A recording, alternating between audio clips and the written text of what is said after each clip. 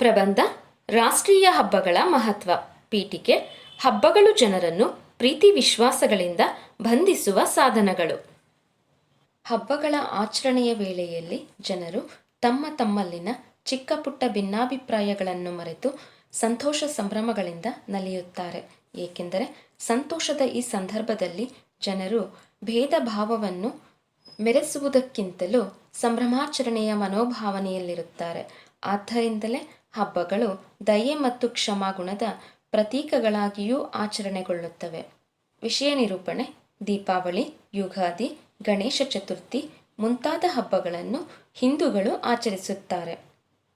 ರಂಜಾನ್ ಮತ್ತು ಬಕ್ರೀದ್ಗಳನ್ನು ಮುಸ್ಲಿಮರು, ಕ್ರಿಸ್ಮಸ್ ಅನ್ನು ಕ್ರೈಸ್ತರು ಆಚರಿಸುತ್ತಾರೆ.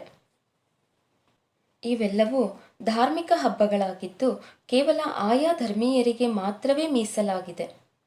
ಸಾಧಾರಣವಾಗಿ ಒಂದು ಧರ್ಮದ ಜನರು ಮತ್ತೊಂದು ಧರ್ಮದ ಹಬ್ಬಗಳನ್ನು ಆಚರಿಸುವುದಿಲ್ಲ. ಆದರೆ ರಾಷ್ಟ್ರೀಯ ಹಬ್ಬಗಳು ಹಾಗಲ್ಲ.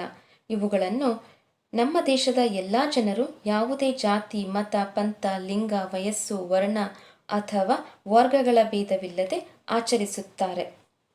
ಸ್ವಾತಂತ್ರ್ಯ ನಂತರ ಭಾರತದಲ್ಲಿ 3 ಸಂದರ್ಭಗಳನ್ನು ರಾಷ್ಟ್ರೀಯ ಹಬ್ಬಗಳೆಂದು ಆಚರಿಸುವ ಪರಿಪಾಠ ಬೆಳೆದು ಬಂದಿದೆ. ಅವೆಂದರೆ ಸ್ವಾತಂತ್ರ್ಯ ದಿನ, ಗಣತಂತ್ರ ದಿನ ಮತ್ತು ಗಾಂಧಿ ಜಯಂತಿ. ಬ್ರಿಟಿಷರ ಆಳ್ವಿಕೆಯಿಂದ ಸ್ವಾತಂತ್ರ್ಯವನ್ನು ಪಡೆದ ನೆನಪಿಗಾಗಿ ಪ್ರತಿ ವರ್ಷ ಆಗಸ್ಟ್ 15ರಂದು ಸ್ವಾತಂತ್ರ್ಯ ದಿನಾಚರಣೆಯನ್ನು ಆಚರಿಸಲಾಗುವುದು.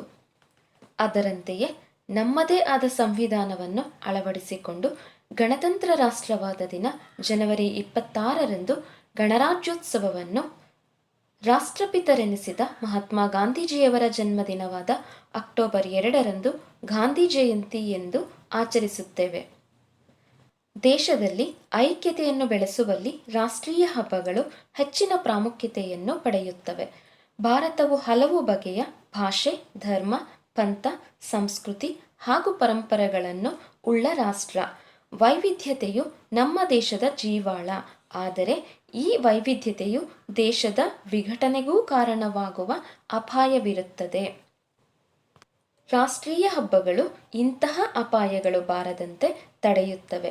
ರಾಷ್ಟ್ರೀಯ ಹಬ್ಬಗಳಲ್ಲಿ ಭಾಗವಹಿಸುವ ನಾಗರಿಕರಿಗೆ ತಮ್ಮ ಧರ್ಮ, ರಾಜ್ಯ, ಭಾಷೆಗಳನ್ನು ಮೀರಿದ ಉತ್ಸಾಹ, ದೇಶಭಕ್ತಿಗಳು ಉದ್ದೀಪನಗೊಳ್ಳುವುದರಿಂದ ದೇಶದ ಐಕ್ಯತೆಯ ಬಗ್ಗೆ ಅಭಿಮಾನ ಮೂಡುತ್ತದೆ.